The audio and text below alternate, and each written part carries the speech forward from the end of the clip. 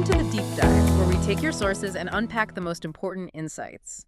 Today, we're plunging into something quite serious. It's pulled directly from a legal filing. That's right. We're looking at excerpts from a declaration submitted to the Superior Court of California, Los Angeles County. And this comes from Scott Robert Moore. He's the plaintiff or petitioner in a case against Elijah Kimball and Jimmy Saxton. Yeah, Mr. Moore, in this declaration, describes himself as a U.S. Army combat veteran.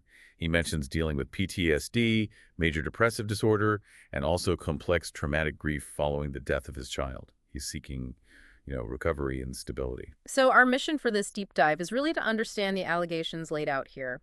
We're focusing on his detailed account of experiences at one specific property, 359 Redondo Avenue in Long Beach, California. It's described as registered recovery housing. And just to be clear, we're here to walk you through the claims as presented in this document: alleged fraud, exploitation, coercion, retaliation. We're drawing only from the text provided to us. Okay, so let's start by setting the scene. Based on the declaration, 359 Redondo Avenue, it's presented as a transitional living home, a TLH. Correct. Supposedly a recovery-focused environment offering housing for veterans and dependent adults. The initial perception described is hopeful, a path to recovery, a safe space. But it sounds like that hope didn't last long, according to this filing. The declaration seems to quickly shift to what it calls a profound betrayal of trust. It does. The core claim laid out is that Elijah Kimball and Jimmy Saxton, who are described as owners or operators, allegedly through ERG Properties LLC and Careforma LLC, allegedly exploited vulnerable individuals living there. And one of the first things mentioned is something about the ownership. Yes, that's highlighted right near the beginning. Yeah. The declaration claims Kimball and Saxton said they were the owners, but allegedly they didn't actually own 359 Redondo. It states the property was supposedly owned by the Domingo Family Trust. This is presented as sort of a foundational deceit regarding their authority.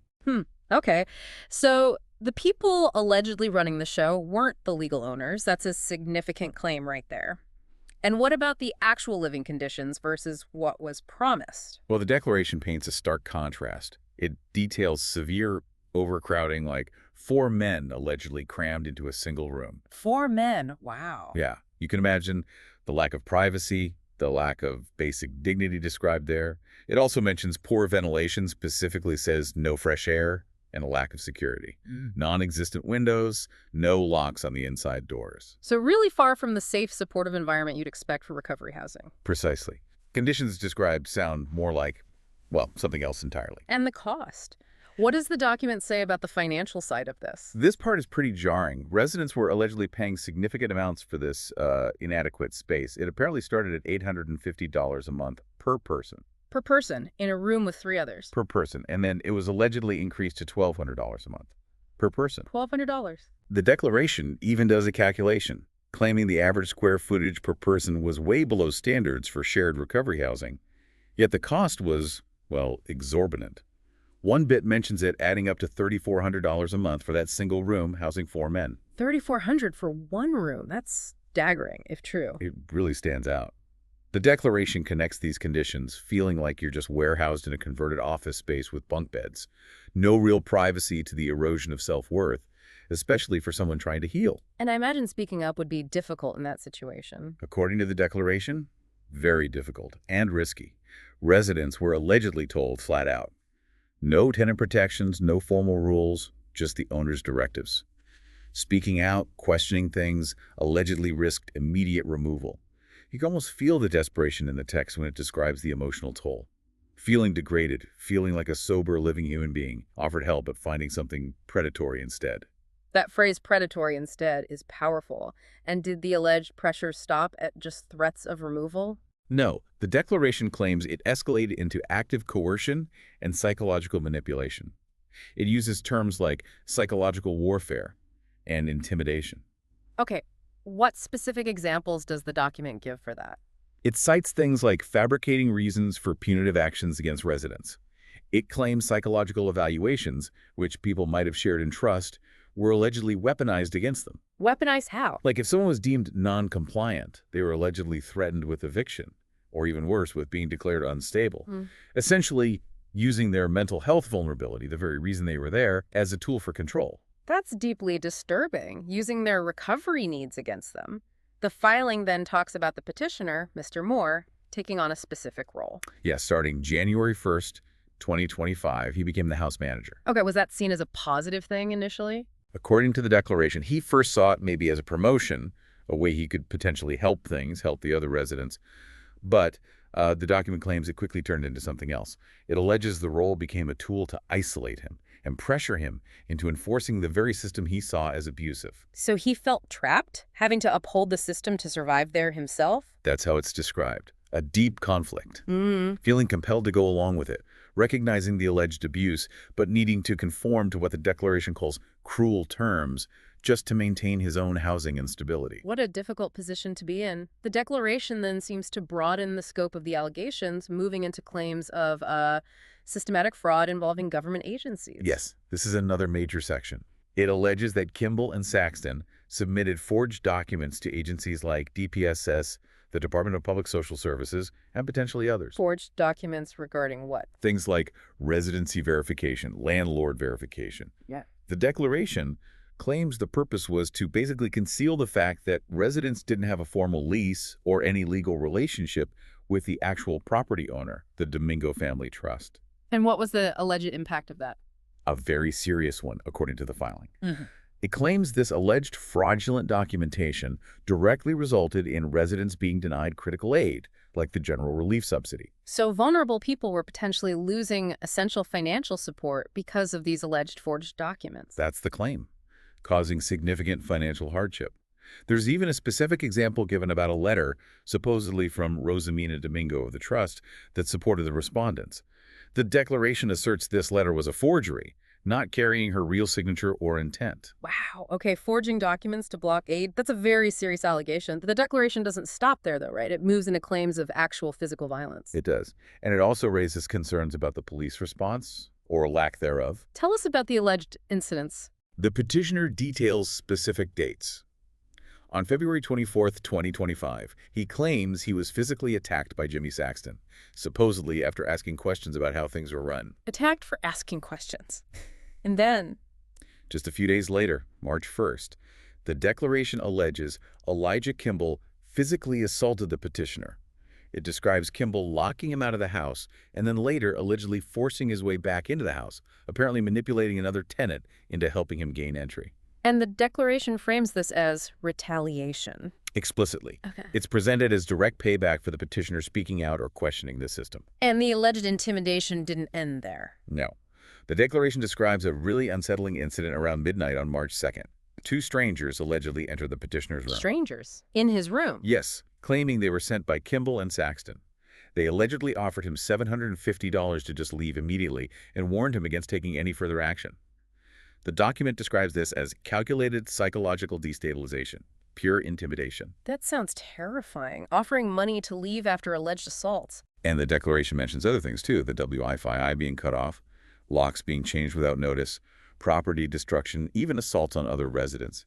It tries to paint a picture of ongoing harassment and instability. What about law enforcement? Did they get involved? The petitioner states he made calls, filed reports. There's even a specific police report number mentioned, LBPD, DR Shard 258948. But the declaration expresses deep frustration with the response. It claims the police response was inadequate, often dismissive, allegedly framing incidents of assault and intimidation as purely civil matters rather than criminal ones requiring intervention. Which must have felt like hitting a brick wall, especially if you're feeling targeted and unsafe. So the petitioner then tried using the legal system for protection. Yes, the declaration details his attempts, filing for restraining orders, submitting police reports, making health complaints to relevant authorities. But it claims these efforts were met with what it terms weaponized retaliation. Weaponized retaliation. What does that mean in this context? It suggests that every attempt to seek help or assert rights allegedly resulted in intensified harassment or legal maneuvers from the respondents. The declaration claims initial court documents, like restraining order applications filed around April 15, 2025, were somehow watered down or maybe dismissed without the court fully grasping the evidence or the pattern. So even when he provided more detail in later filings, the alleged retaliation just got worse. That's the narrative presented. Escalation followed attempts to seek protection. Does the declaration name others involved in this alleged retaliation? It does. It names specific individuals allegedly acting as proxies for Kimball and Saxton.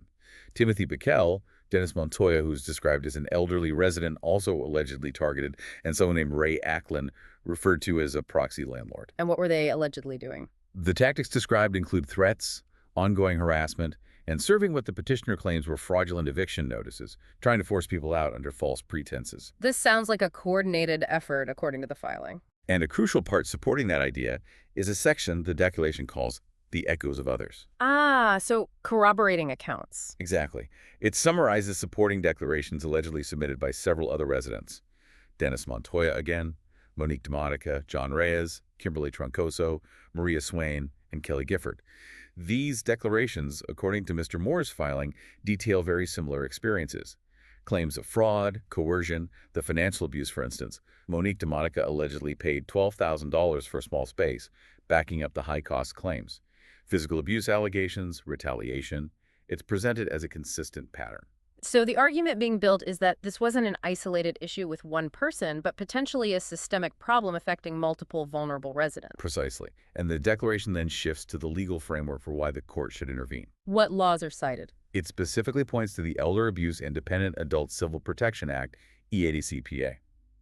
That's a key California law aimed at protecting seniors and dependent adults from abuse, neglect, and exploitation.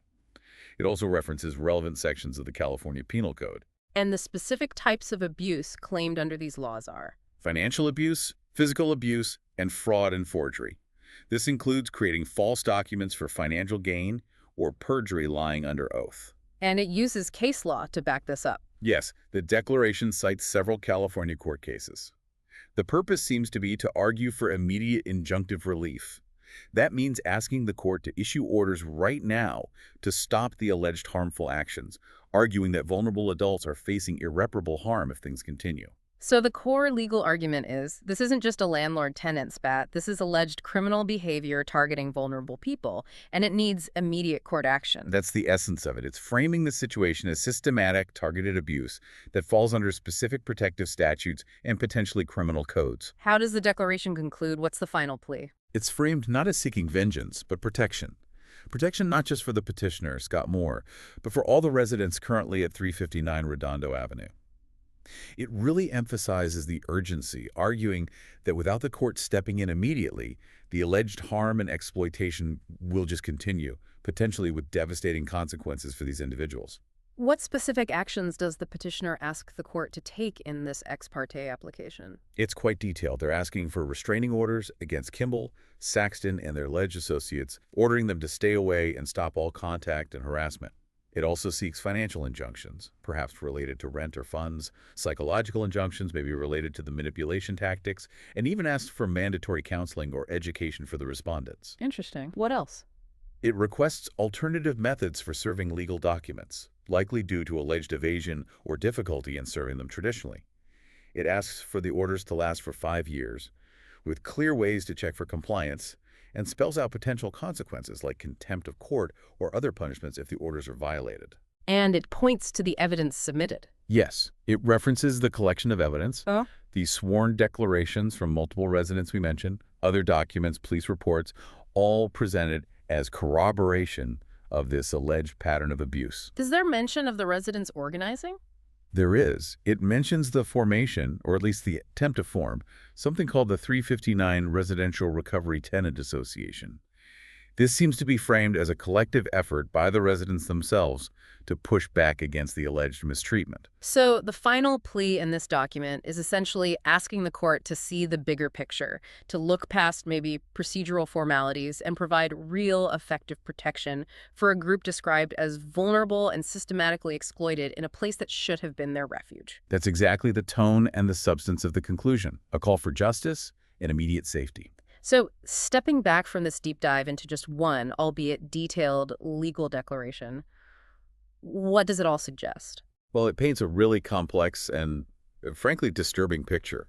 Allegations of serious exploitation, financial, physical, psychological, targeting vulnerable people in a setting specifically meant for their recovery. And it highlights the immense challenges these individuals allegedly faced when trying to get help, trying to seek protection through the very systems designed for that purpose, law enforcement, the courts.